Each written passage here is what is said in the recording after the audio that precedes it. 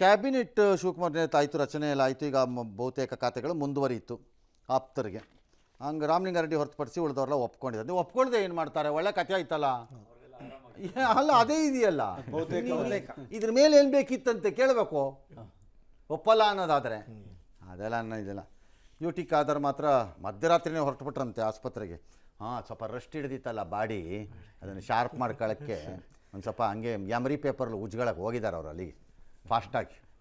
Rest ಹೋಗ್ಬಿಟ್ಟಿತ್ತಲ್ಲ, 3 ವರ್ಷದಿಂದ rest ಹಿಡಿದ್ಬಿಟ್ಟಿತ್ತು. ಸರಿ, ಪ್ರಿಯಾಂಕ ಖರ್ಗೆ ಇವತ್ತಿನ ಸಭೆ ಮಾಡ್ಕೊಂಡ್ರಂತೆ. ಮಾಡ್ಕೊಳ್ಳಿ, ಎಲ್ಲ ನಿಮ್ಮ ಮಂತ್ರಿಗಳ ಕೆಲಸ ನೀವು ಮಾಡ್ಕೊಳ್ಳಿ. ಎಲ್ಲ ಕಡ್ಡಾಯವಾಗಿ ಬರಬೇಕಪ್ಪ ಆಫೀಸು ಸಿಬ್ಬಂದಿಗೆ 10 ಗಂಟೆ ಒಳಗಡೆ ಅಂತ CS ಹೇಳಿದಂತೆ. ಹೌದಾ, ಈಗ ಹೇಳೇ ಬಿಟ್ರಾ? ಅಯ್ಯೋ ಅಯ್ಯೋ, ಪರವಾಗಿಲ್ಲ, ಹೋಗ್ಲಿ ಬಿಡಿ, ಧೈರ್ಯ ಮಾಡಿದ್ದೀರಲ್ಲ. ಅಂದರೆ ಮೊನ್ನೆ ಏನೋ CM ಹೇಳಿದ್ರಂತೆ ಆಫೀಸ್ ಅದನ್ನ ಹೇಳ್ಬೇಕೇನ್ರಿ? ಇರೋದೇ ಅದಲ್ವೇನ್ರಿ? ಬರ್ದೇ ಇದ್ದವ್ರನ್ನ 4 ಜನ ಮುಖಾಮುಖಿ ನೋಡಿದ್ರೆ ಯಾಕೆ ಬಿಸಾಕಿದ್ರೆ ಆಚೆಗೆ ದಾರಿ ಬರ್ತಾರೆ ಸರ್ಕಾರಿ ನೌಕರರಲ್ಲಿ. ಮಾಡಲ್ಲ. ನೀವು ನಿನ್ನೆ ಏನು ಹೇಳಿದೆ? ನಾನು ಮೊನ್ನೆನ ಯಾವತ್ತು ಹೇಳಿದ್ದು? ಸೇವಾರ್ಥ ದೇವರು ನಿನ್ನೆ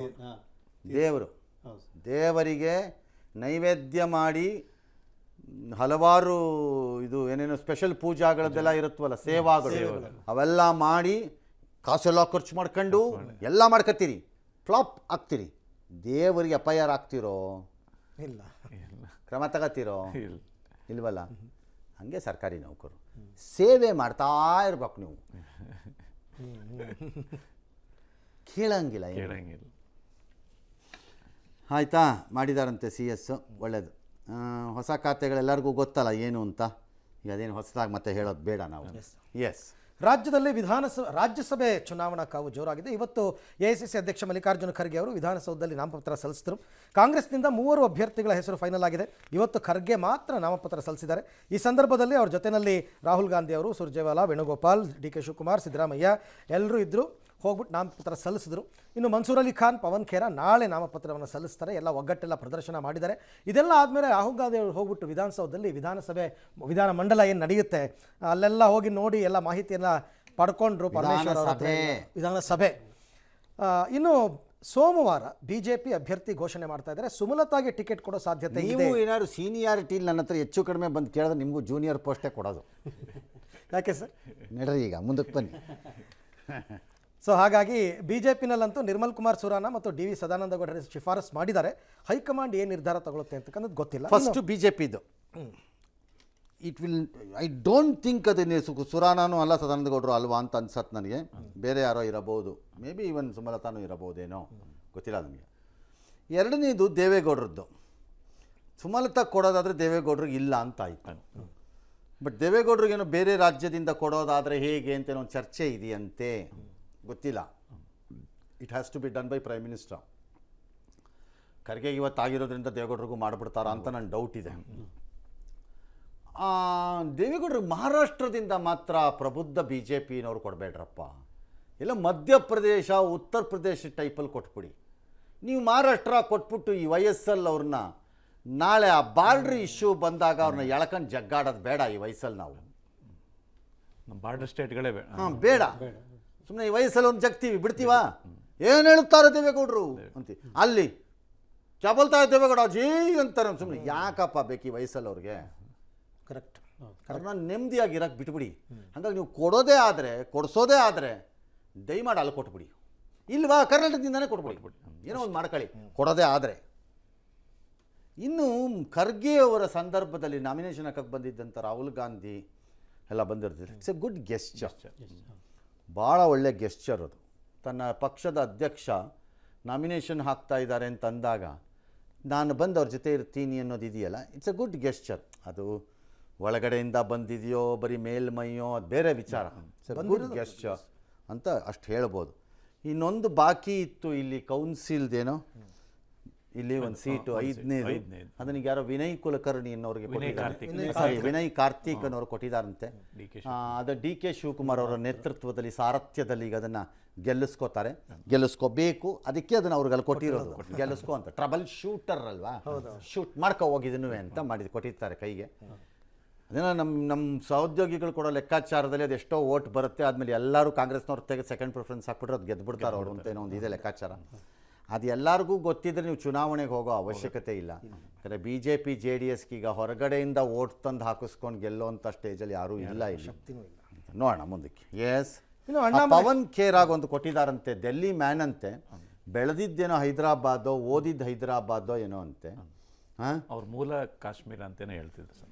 ಹಾಂ, ಎಲ್ಲ ಒಂದಂತೆ. ಸೊ ಕಾಂಗ್ರೆಸ್ಸಿನ ಜೀತವನ್ನು ಮುಂದುವರಿಸಿದ್ದಕ್ಕೆ ಪರಂಪರೆಯನ್ನು ಕಾಂಗ್ರೆಸ್ಸಿಗರೆಲ್ಲರಿಗೂ ಕರ್ನಾಟಕ ರಾಜ್ಯದ ಪರವಾಗಿ ಹೇಳ್ತೀವಿ. ಇನ್ನು ಮಿಸ್ಟರ್ ಪವನ್ ಖೇರ ಡೆಲ್ಲೀಲಿ ಕೂತ್ಕೊಂಡು ಏನಾದ್ರು ಕರ್ನಾಟಕದ ವಿಚಾರ ಬಂದಾಗ ಬಾಯಿ ಮುಚ್ಕೊಂಡು ಕೂತಿದ್ರೆ ಇಲ್ಲಿ ಹಾಕಿ ರುಬ್ಬು ಬಿಡ್ತೀನಿ, ಈಗಲೇ ಹೇಳಿದ್ದೀನಿ. ಸುಮ್ಮನೆ ಕಂಡು ಈ ದೇಶದಲ್ಲಿರೋ ಅಸ್ಸಾಂ ಚೀಫ್ ಮಿನಿಸ್ಟರ್ ಮೇಲೆ ಇನ್ನೊಬ್ಬರ ಮೇಲೆಲ್ಲ ಕೂತ್ಕೊಂಡು ಬುರ್ಡೆ ಬಿಟ್ಟಂಗಲ್ಲ. ಇಲ್ಲಿ ಕರ್ನಾಟಕದ ಬಂದಾಗ if you don't speak you will be declared as no entry. ಒಳಕ್ಕೆ ಬಂದರೆ ಮೊಟ್ಟೆ ಹೊಡಿರೋ ಅಂತೀನಿ ಅವಾಗ. ಈಗಲೇ ಹೇಳ್ಬಿಟ್ಟಿದ್ದೀವಿ, ಮಾಡ್ಕೋಬೇಡಿ ಹಂಗೆ. ಸೌತ್ ಇಂಡಿಯಾದಲ್ಲಿ ನಮ್ಗೆ ಇದೊಂದು ಶಾಪನ ಸರ್. ಹಾಗಾದ್ರೆ ಬಿಜೆಪಿ ಬಂದಾಗಲೂ ಸೌತ್ ಇಂಡಿಯಾನೇ ಶಾಪಗ್ರಸ್ತ ಪ್ರದೇಶ ರೀ. ಅಲ್ಲ, ನಾವು ಇಂಡಿಯಾನಲ್ಲ, ಕರ್ನಾಟಕದಲ್ಲಿ ಅದರಲ್ಲಿ ಪರಮ ಪಾಪಿಗಳು ಕರ್ನಾಟಕ. ಅದೇ ಸರ್, ಬಿಜೆಪಿ ಬಂದಾಗಲೂ ಇದೆ ಕತೆ, ಅದಕ್ಕೆ ಹೇಳ್ತಿರೋದು ಪಾಪಿಗಳ ಪ್ರದೇಶ ಸೌತ್ ಇಂಡಿಯಾ, ಉತ್ತರ ಭಾರತೀಯರ ಮುಂದೆ. ಅರ್ಥ ಆಯ್ತಾ? ಅದರಲ್ಲಿ ಪರಮ ಪಾಪಿಗಳ ಪ್ರವೇಶ ಯಾವುದು ಪ್ರದೇಶ? ಕರ್ನಾಟಕ ಅಷ್ಟೇ, ಬರ್ಕೊಳ್ಳಿ.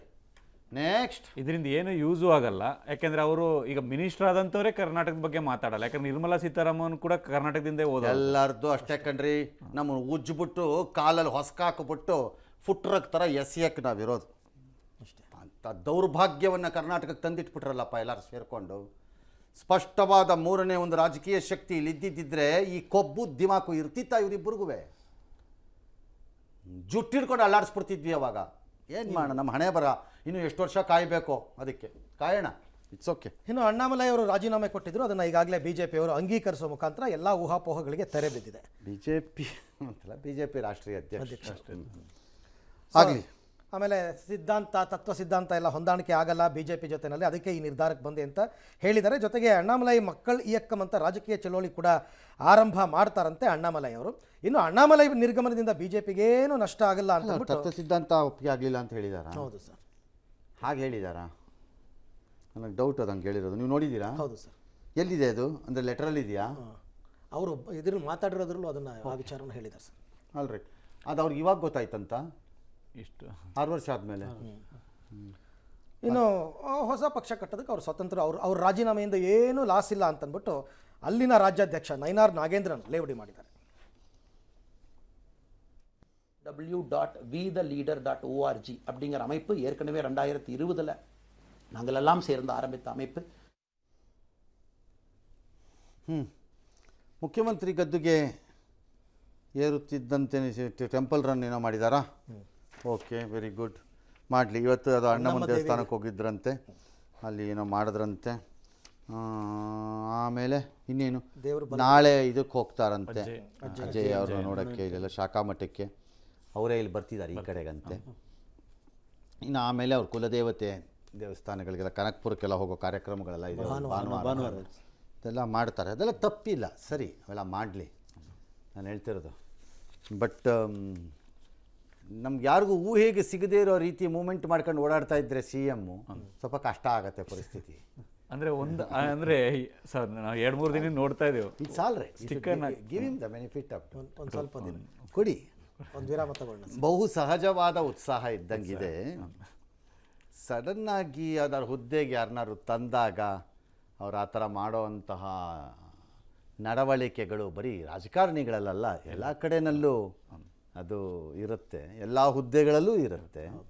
ಹಾಗಾಗಿ give him the benefit of doubt to enjoy his ಟೈಮ್ನ. ಒಂದು 4-5 ದಿನ ಲೆಟ್ ಹಿಮ್ ಎಂಜಾಯ್ ಇಟ್. ನಾನ್ ಸಿ ಎಮ್ ಅಂತ ಅವರೇ 5 ಸರಿ ಹೇಳ್ಕೊಳ್ಳಿ ನಂಬಕ್ಕೆ. ಯಾಕಂದರೆ ಅವ್ರಿಗೆ ಅದೇ ಡೌಟ್ ಬಂದುಬಿಟ್ಟಿತ್ತು, ಆಗ್ತೀನೋ ಇಲ್ವೋ ಅಂತ. ಈಗ ಅವರೇ ಹೇಳ್ಕೊಳ್ಳಿ, ಅದನ್ನು ಹೇಳ್ಕೊಂಡು ಅವ್ರನ್ನ first let him believe I am the CM. ಆಮೇಲೆ we will ask him. Time ಇದೆ.